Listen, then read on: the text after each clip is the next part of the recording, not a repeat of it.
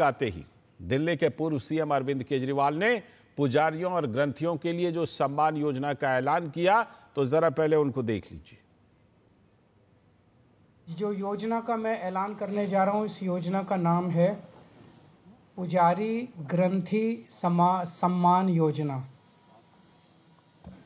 इस योजना के तहत मंदिरों में भगवान की पूजा करने वाले लोगों को पूजा करवाने वाले पुजारियों को और गुरुद्वारे में ग्रंथियों को हर महीने सम्मान राशि देने का प्रावधान है।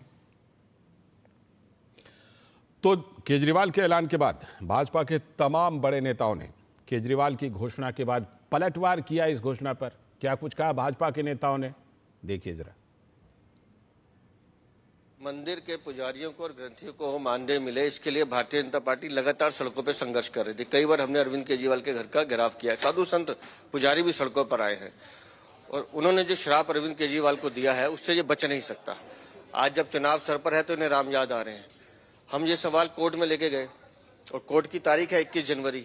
वहाँ उनको जवाब देने की खाली मौलवी और इमामों को आप क्यों दे रहे हो, पुजारी को क्यों नहीं दिया। उस जवाबदेही से बचने के लिए उन्होंने ये घोषणा की है। चुनावी जुमलों के बारे में तो हम सबने बहुत सुना है, लेकिन केजरीवाल जी तो एक नई हवा लेकर आए हैं चुनावी छलावों की। 1 दशक तक आपने ना पुजारियों का सम्मान करा, ना धर्म स्थलों का सम्मान करा, ना ग्रंथियों का सम्मान करा। आज जब चुनाव निकट हैं तो आप उनको वोट बैंक की राजनीति के तहत उनका स्मरण कर रहे हैं, उनको ये झूठे वादे दिखा रहे हैं। पुजारियों को, ग्रंथियों को 18,000 रुपए प्रति माह देंगे, तो एक सवाल आता है सबके मन में, पापी आप शराब कारोबारियों से प्यार करती थी और मंदिरों के बाहर और गुरुद्वारों के बाहर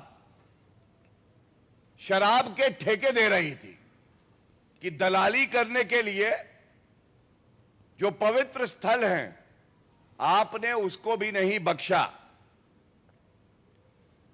और यह कहना गलत नहीं होगा, चुनाव की बेला है, अरविंद केजरीवाल का नया झूठ का खेला है।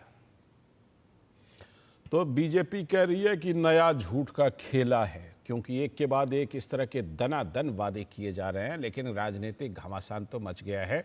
इस पर बात करने के लिए हमारे साथ हमारे संवाददाता धीरज कुमार जुड़ रहे हैं, जो दिल्ली की राजनीति पर पैनी नजर रखे हुए हैं। धीरज, बहुत सारी बातें एक साथ हो गई।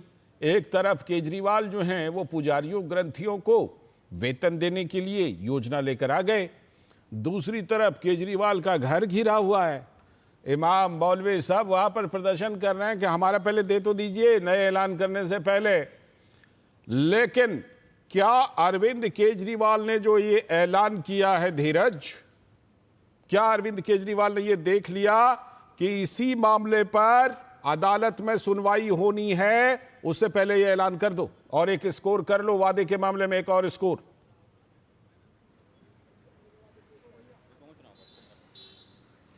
जी बिल्कुल, आपने सही कहा है। और कल ही भारतीय जनता पार्टी ने प्रेस वार्ता करके और जो वकील थे रुक्मिणी सिंह, उनको भी पेश किया पत्रकारों के सामने। और रुक्मिणी सिंह ने साफ तौर पे हमें बताया कि देखिए, ये 2022 से ये मामला चल रहा है। हालांकि भारतीय जनता पार्टी ने 2021 से इस मामले को हाई कोर्ट में ले गई थी और 2022 में जो वकील रुक्मिणी सिंह उनके साथ जुड़े और रुक्मिणी सिंह ने साफ तौर पे हाई कोर्ट में आम आदमी पार्टी से ये पूछा कि अगर आप इमामों को दे रहे हैं तो फिर पुजारियों को क्यों नहीं दे रहे हैं, ग्रंथियों को क्यों नहीं दे रहे हैं।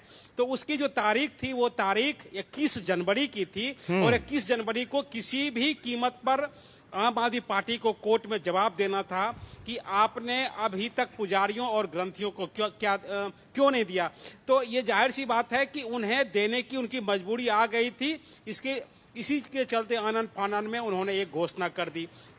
लेकिन इस घोषणा से एक तरीके से आम आदमी पार्टी ने एक तीर से कई निशाने साधने की कोशिश की। उन्हें नहीं मालूम था कि इस तीर से हो सकता है ये तीर जो है वो घूमकर हमारी पार्टी की तरफ भी आ सकता है, क्योंकि कल सुबह से 11 बजे से जैसा कि हमने देखा कि जो दिल्ली में 250 इमाम आम आदमी पार्टी के जो संयोजक हैं अरविंद केजरीवाल, उनके घर के बाहर वो जमा थे और उन्होंने साफ तौर पर उनसे कहा कि मुझे 18 महीने का तनख्वाह नहीं मिली है, इसकी वजह क्या है।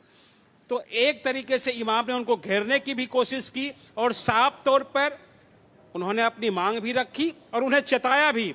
उन्होंने साफ तौर पर इमामों ने कहा कि अगर हमें हमारी तनख्वाह नहीं मिलती है तो दिल्ली के सभी 70 विधानसभा क्षेत्रों में हम आम आदमी पार्टी के खिलाफ प्रदर्शन करेंगे। बिल्कुल। और अब आते हैं आज के मुद्दों पर। जैसा कि आज अरविंद केजरीवाल जी ने कहा कि हम हनुमान मंदिर में जाके, कन्नाट प्लेस के हनुमान मंदिर में जाके आज इस योजना का उद्घाटन करेंगे पुजारियों के लिए और ग्रंथियों के लिए। और मैं सुबह 10 बजे से उस हनुमान मंदिर में अरविंद केजरीवाल को देखने के लिए तरस रहा हूं, लेकिन अभी तक वो पहुंचे नहीं पहुंचे अभी तक। क्या मामला है, क्यों नहीं पहुंच पाए? अभी वो पहुंचे हो। हाँ, क्यों नहीं पहुंच पाए? कुछ आया आम आदमी पार्टी की तरफ से? अभी तक वो पहुंचे नहीं है। हाँ, आम आदमी पार्टी की तरफ से कोई अपडेट आया, क्यों नहीं पहुंचे?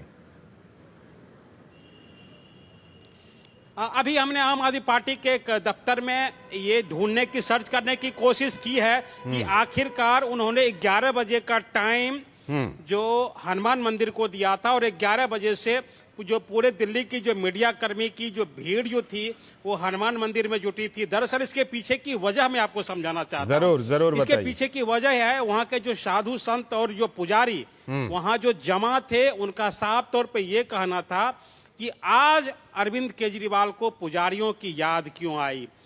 आपने 58 करोड़ 30,90,000 रुपया आज तक आपने इमामों के बीच में बांट दिए और अभी तक आपको जो पुजारियों की और ग्रंथियों की याद नहीं आई। तो अगर आप इस मंदिर से इस योजना का उद्घाटन करना चाहते हैं तो पहले आप हमें कम से कम हमारी 2 महीने की सैलरी हमारे खाते में डाल दे, तभी हम आपको इस योजना का उद्घाटन। यानी कि मामला बिल्कुल वही है, मामला वही है जो महिला हो सकती है, जो महिला सहायता योजना को लेकर सवाल उठ रहे हैं, महिला सहायता योजना को लेकर जो सवाल उठ रहे हैं कि महाराष्ट्र सरकार की तरह, झारखंड सरकार की तरह खाते में क्यों नहीं डाल रहे जब यहां पर सरकार है। तो पहले से तो यहां पर आपकी सरकार है, खाते में डालिए, उसके बाद चुनाव के बाद भी डाल दीजिएगा जैसे महाराष्ट्र सरकार और झारखंड सरकार ने किया भी है। इस योजना पर भी वही सवाल उठ रहे हैं। लेकिन इस बीच एक और खबर आई धीरज कि पंजाब से भी टीचर आ गए हैं केजरीवाल के घर को घेरने के लिए। मौलानाओं के साथ साथ मौलाना मौलवी तो घेर ही रहे हैं, लेकिन पंजाब के टीचर भी केजरीवाल के घर को घेर रहे हैं। बिल्कुल, पंजाब के भी जो शिक्षक हैं वो कल लगभग 11-12 बजे के करीब वो भी आम आदमी पार्टी के जो नेता हैं, जो संयोजक हैं अरविंद केजरीवाल, उनके आवास पर वो पहुंचे और उनके आवास पर पहुंचकर उन्होंने उनसे मिलने की कोशिश की, उनसे अपनी फरियाद रखी। दरअसल मामला ये है कि ये जो 180 टीचर हैं, इन टीचरों को भगवंत मान से मुलाकात नहीं हो पा रही है। अच्छा। और वो टीचर कई दिनों से भगवंत मान का इंतजार पंजाब में कर रहे हैं। अब उनकी भगवंत मान से अगर मुलाकात नहीं होती है तो वो किसी तरीके से थक हार कर पंजाब के मुख्यमंत्री को छोड़कर दिल्ली के पूर्व मुख्यमंत्री के पास आए हैं, अपनी गुहार लगाने के लिए आए हैं। और उनका भी मामला है कि उन्हें जो निलंबित किया गया है तो किस आधार पे वो निलंबित किया गया है, तो इसका जवाब अगर भगवंत मान नहीं दे पा रहे हैं तो इसका जवाब अरविंद केजरीवाल को देना चाहिए। बिल्कुल। और भगवंत मान मिलेंगे कहां से, पहले उन्होंने टाला और इस बीच में शायद वो भी छुट्टी पर हैं कहीं विदेश में, है ना।